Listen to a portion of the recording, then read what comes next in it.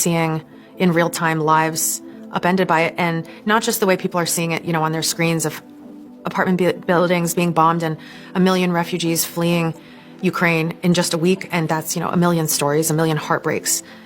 It's not just these conscripts who have no idea what they're doing or why they're there.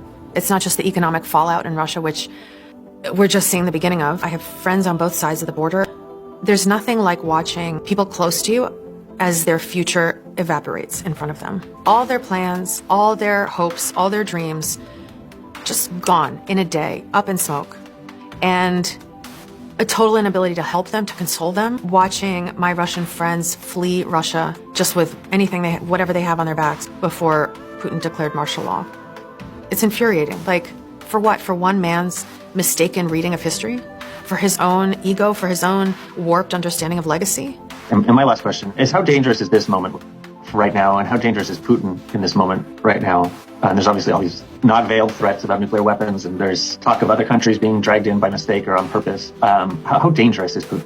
I think he's more dangerous than he's ever been at any point in the last 22 years. He did not expect to lose in Ukraine, and therefore he will not lose. He will grind the country down to a fine, fine ash. And it doesn't matter how many Russian soldiers die in the process, how many Ukrainian soldiers and civilians die in the process. He will not be humiliated by people he calls little Russians. When Putin threatens the use of nuclear weapons, he threatened it the first time when he declared war. He threatened again 3 days into the war when he saw it wasn't going well. He threatened it in 2018 when he went to that air show and he gave that crazy presentation about all the new nuclear weapons he had that could strike the US.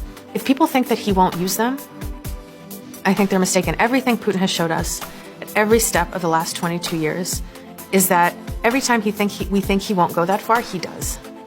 We think he won't come back for a third term. He did. He won't annex Crimea. He did. He won't invade Ukraine. He did. He won't try to kill Navalny. He did.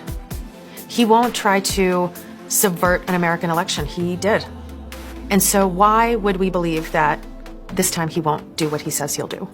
I mean, it's unthinkable. Like, what he has opened up with this invasion is unthinkable. And because he is losing, and because the sanctions and the Ukrainians are humiliating him, because he is backed into a corner, he is the most dangerous he has ever been, because it is now existential for him. And if you think he doesn't know that everybody in the world understands that the only way to end this is to put a bullet between his eyes, he knows. And that makes him also much more dangerous.